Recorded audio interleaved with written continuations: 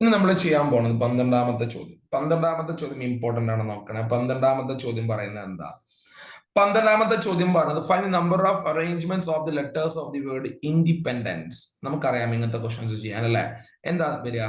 അത് നിങ്ങൾ എത്ര ഉണ്ടെന്ന് എണ്ണണം. 1 2 3 4 5 6 7 8 9 10 11 12 ആൾക്കാരുണ്ട്. 12 ഫാക്ടോറിയൽ ഡിവൈഡ് ബൈ താഴെ ആരൊക്കെയാണോ റിപ്പീറ്റ് ചെയ്യുന്നത് അവരെ റിപ്പീറ്റ് ചെയ്യുന്ന എണ്ണം കൊണ്ട് ഫാക്ടോറിയൽ എടുത്ത് ഡിവൈഡ് ചെയ്യണം. അപ്പൊ നിങ്ങൾക്ക് ഇവിടെ അറിയാം എത്ര ഇ ഉണ്ട്, 4 ഇ ഉണ്ട്. അപ്പൊ 4 ഫാക്ടോറിയൽ താഴെ വരണം. 3n ഉണ്ട്, അപ്പൊ 3 ഫാക്ടോറിയൽ വരണം. 2d ഉണ്ട്, 2 ഫാക്ടോറിയൽ വരണം. വേറെ ആരുമില്ലല്ലോ. ഇൻഡിപെൻഡൻസ് എന്ന വാക്കിൽ ഈ 4 തവണ 1 2 3 4, അതുകൊണ്ട് 4 ഫാക്ടോറിയൽ നമ്മൾ എഴുതി. അതേപോലെ n 2 3 തവണ 1 2 3, അതുകൊണ്ട് 3 ഫാക്ടോറിയൽ. പിന്നെ ആരാളുള്ളത്? 2 വട്ടം d 2 വട്ടം ഉണ്ട്, 2 factorial. So this is the answer for the word independence. എക്സാമിന് നിങ്ങൾക്ക് നോർമലി മിസിസിപി ഇതൊക്കെ ചെയ്യാറല്ലോ അല്ലെ. Mississippi, assassination, Allahabad, permutation, maths, അങ്ങനെ പല ക്വസ്റ്റ്യൻസ് പല വേർഡ്സും വന്നിട്ട് ഇതേ ക്വസ്റ്റ്യൻ ചോദിക്കാറുണ്ട്. ഓക്കെ ആണല്ലോ. അതിന്റെ ഫസ്റ്റ് പാർട്ട് നമുക്ക് നോക്കാം. The word starts with P. The words starts with P എന്ന് പറയുമ്പോൾ P ഫിക്സ്ഡ് ആണ്. പിന്നെ നമുക്ക് അറേഞ്ച്മെന്റിൽ ഉപയോഗപ്പെടുത്തേണ്ട കാര്യമില്ല, കാരണം P ഫിക്സ്ഡ് ആണ്. പിന്നെ P ഫിക്സ്ഡ് ആക്കി കഴിഞ്ഞാൽ പിന്നെ എത്ര ആൾക്കാർ ബാക്കിയുണ്ടടാ? 11 ആൾക്കാർ ബാക്കിയുണ്ട്. അപ്പൊ നമുക്ക് ഇതിന്റെ കേസ് എന്ന് പറഞ്ഞാൽ 11 ഫാക്ടോറിയൽ, കാരണം പി ഫിക്സ്ഡ് ആയതുകൊണ്ട് പിന്നെ കൺസിഡർ ചെയ്യുന്നില്ല. ബാക്കി 11 ആൾക്കാർ 11 factorial divide by 4 factorial 4 E divide by 3 factorial 3 N divided by 2 factorial 2 D. Okay ആണല്ലോ. നേരത്തെ 12 ഫാക്ടോറിയൽ വരുന്നതിന്റെ കാരണം അവിടെ പിയും കൂടി ഇൻക്ലൂഡിംഗ് ആണ്. ഇവിടെ പി കൊണ്ട് സ്റ്റാർട്ട് ചെയ്യുന്നത് കൊണ്ട് പി എന്താണ്? ഫിക്സ്ഡ് ആണ്. പി നമ്മൾ യൂസ് ചെയ്യുന്നില്ല. പകരം 11 ആൾക്കാരെ നമുക്ക് അറേഞ്ച് ചെയ്യാൻ പറ്റുള്ളൂ. So that is 11 factorial by 4 factorial 3 factorial and 2 factorial. Clear ആണല്ലോ. അതിനെക്കാട്ടും ഇമ്പോർട്ടന്റ് ആണ് അതിന്റെ അടുത്ത ചോദ്യം, കുറച്ചും കൂടി ഓക്കെ ആണ്. വവൽസ് ഒക്കർ ടുഗദർ എന്ന ഇതിലുള്ള വവൽസിനെ ഒരുമിച്ചാക്കണം എന്നാ പറഞ്ഞിരിക്കുന്നത്. അപ്പൊ എപ്പോ ഒക്കറിങ് ടുഗദർ ക്വസ്റ്റ്യൻ ചോദിച്ചാലും മക്കളൊരു പെട്ടി വരയ്ക്കുക.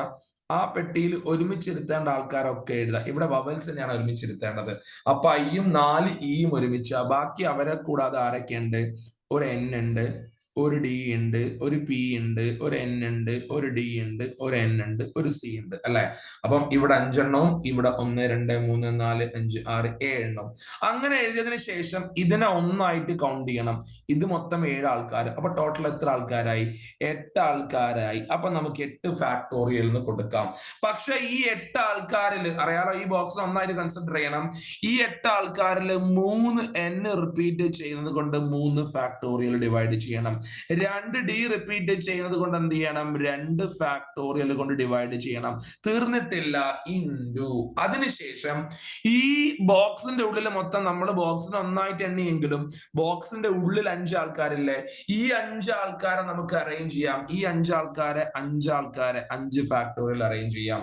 പക്ഷേ അതിന് 4 ആൾക്കാരും റിപ്പീറ്റിംഗ് ആണ്. സോ ഡിവൈഡ് ബൈ 4 ഫാക്ടോറിയൽ ചെയ്യണം. That's a question answer for number of arrangements in which vowels are occurring together. Okay ആണല്ലോ. That's about 12.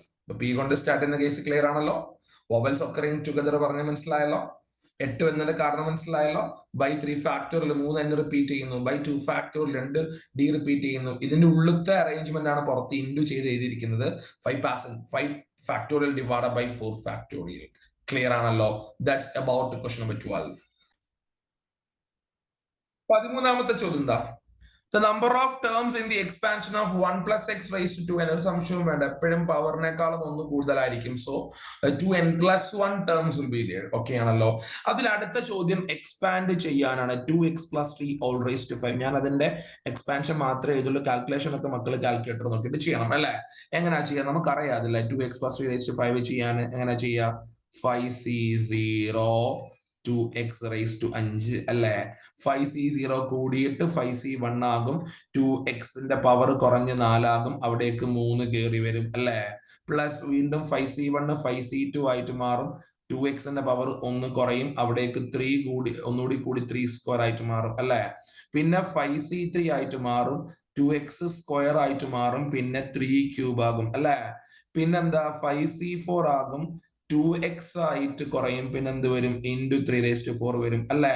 അവസാനം 5c5 ആകും, 2x പോകും, 3⁵ വരും. ഇത് നിങ്ങൾ ഇനി കാൽക്കുലേറ്ററിൽ കൊടുത്ത് ചെയ്ത് കഴിഞ്ഞാൽ നിങ്ങൾക്ക് ഉത്തരം കിട്ടും. ഓക്കെ ആണല്ലോ. അത് വലിയ ബുദ്ധിമുട്ടുള്ള ഒരു ചോദ്യമായിട്ട് എനിക്ക് തോന്നുന്നില്ല. 13b is very simple, quite simple. Okay ആണല്ലോ. ഇനി നമ്മൾ 14ാമത്തെ ചോദ്യമാണ് ചെയ്യാൻ പോകുന്നത്. 14ാമത്തെ ചോദ്യം എന്താ പറയുന്നത്? 14ാമത്തെ ചോദ്യം പറയുന്നത് എന്താ ചോദ്യം? ഒരു GPയുടെ സെക്കൻഡ് ടേം 8 ആണ്, രണ്ടാമത്തെ ടേം 8 ആണ്. നമുക്കറിയാം ഒരു GPയുടെ രണ്ടാമത്തെ ടേം എന്ന് പറഞ്ഞാൽ AR ആണ്. രണ്ടാമത്തെ ടേം ഈസ് ഈക്വൽ ടു 8. നിങ്ങൾ ഓർക്കുന്നുണ്ടാകും ഒരു GPയുടെ nth ടേമിന്റെ ഫോർമുല എന്ന് പറഞ്ഞാൽ AR⁻²n−1 ആണ്. ആ ഫോർമുല ഉപയോഗിച്ചിട്ടാണ് A2 എന്ന് പറയുന്നത് എന്തായിട്ട് മാറുന്നത്, AR ആയിട്ട് മാറുന്നത്. അതില് നിങ്ങളുടെ അടുത്ത് കോമൺ റേഷ്യോ 2 ആണെന്ന് ക്വസ്റ്റ്യൻ തന്നിട്ടുണ്ട്. അപ്പൊ A ഇൻറ്റു ആറിന് പകരം 2 കൊടുക്കാം, ദാറ്റ് ഈസ് ഈക്വൽ ടു 8 എന്ന് കിട്ടും. A is equal to 8/2 is equal to 4 എന്ന് കിട്ടും. Very simple 1 mark question. 14A. Okay ആണല്ലോ. 14B അറിയാത്ത ആരെങ്കിലും ഉണ്ടോ? സ്ഥിരമായിട്ട് ചോദിക്കുന്ന ചോദ്യമല്ലേ. എന്താ ചെയ്യേണ്ടത്? 7 പുറത്തേക്ക് എടുക്കണം. എന്തൊക്കെ വരും? 1 വരും, 1 വരും, 1 വരും. ഓക്കെ അല്ലേ? അങ്ങനെ പോലെ എത്ര ടേംസ് ഉണ്ട്? n terms. അറിയാലോ. എന്ത് ചെയ്യണം? 9നെ കൊണ്ട് എല്ലാവരെയും ഡിവൈഡും ചെയ്യണം, 9നെ കൊണ്ട് എല്ലാവരെയും മൾട്ടിപ്ലൈയും ചെയ്യണം. വേണ്ടേ?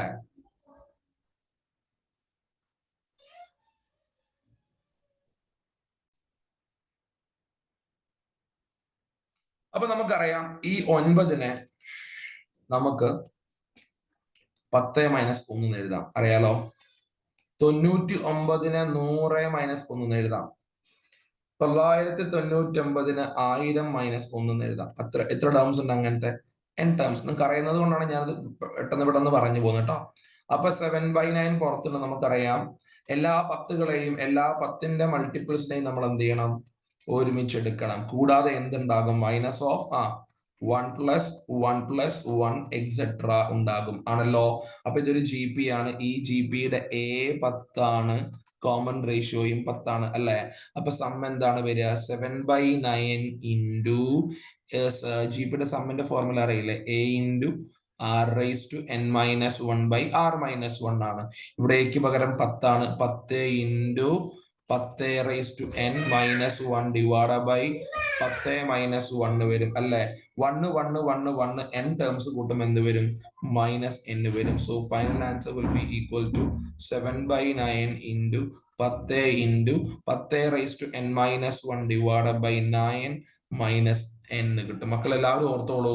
ഇത് ബോർഡ് എക്സാമിന് വരുമ്പോൾ ഈ 7ൽ മാത്രമേ ചേഞ്ച് ഉള്ളൂ. 6 വന്നാൽ ഇവിടെ 6 വരും, 5 വന്നാൽ ഇവിടെ 5 വരും, 4 വന്നാൽ ഇവിടെ 4 വരും, 3 വന്നാൽ ഇവിടെ 3 വരും. വേറെ ഒരു മാറ്റവും ഇതിപ്പോ കാണാതെ പഠിച്ചു പോയി എഴുതി കഴിഞ്ഞാലും മാർക്ക് കിട്ടുന്ന സാധനമാണ്.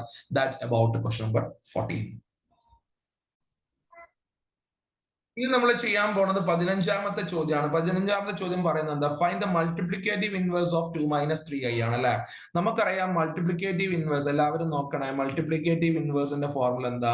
ഡയറക്റ്റ് നമുക്ക് ചെയ്യാൻ വേണമെങ്കിൽ it can be evaluated by the formula z⁻/mod(z²). Multiplicative inverse ഒരു കോംപ്ലക്സ് നമ്പറിന്റെ മൾട്ടിപ്ലിക്കേറ്റീവ് ഇൻവേഴ്സ് ഡയറക്റ്റ് എഴുതാനുള്ള ഫോർമുലയാണ്. വേണമെങ്കിൽ എഴുതി വെച്ചോ, z⁻/mod(z²). ഇവിടെ z എന്ന് പറയുന്ന കോംപ്ലക്സ് നമ്പർ എത്രയാണ്? 2 - 3i ആണ്. അതിന്റെ കോൺജുഗേറ്റ് എന്താ വരിക? z⁻.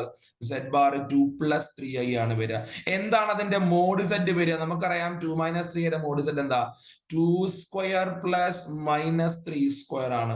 That is equal to √13 വരും. ആണല്ലോ. അപ്പൊ നിങ്ങൾക്ക് ഈ മൾട്ടിപ്ലിക്കേറ്റീവ് ഇൻവേഴ്സിലോട്ട് കൊടുക്കുമ്പോൾ z⁻ന് പകരം 2 + 3i കൊടുക്കാം. മോഡ് z-ന്റെ വാല്യൂ √13 ആണ്. മോഡ് z-നെ സ്ക്വയർ ചെയ്യുമ്പോൾ എന്ത് വരും? 13 വരും. So this will be the multiplicative inverse of question number 15. Okay ആണല്ലോ. ഇനി അതിൽ നമ്മൾ ചെയ്യാൻ പോണത് 15b ആണ്. എന്താണ് 15b? 15b i⁻⁻39 a+ib formula എഴുതാനാ. i⁻⁻39 എന്ന് പറഞ്ഞാൽ i⁻⁻40 ആക്കി എഴുതാം. ആക്കിക്കൂടെ? അതിൽ i⁻⁻40നെ i⁻⁻10 ഇൻറ്റു i⁻1 എന്ന് സ്പ്ലിറ്റ് ചെയ്യാം. ചെയ്തൂടെ?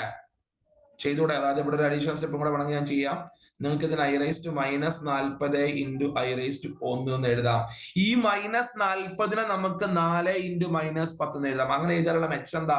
I⁻4 1 ഇൻറ്റു I ആയിട്ട് മാറും. ഒന്നിന്റെ ഏതൊരു പവറും ഒന്ന് തന്നെയാണ്. ആ 1 ഇൻറ്റു I എന്ത് വരും?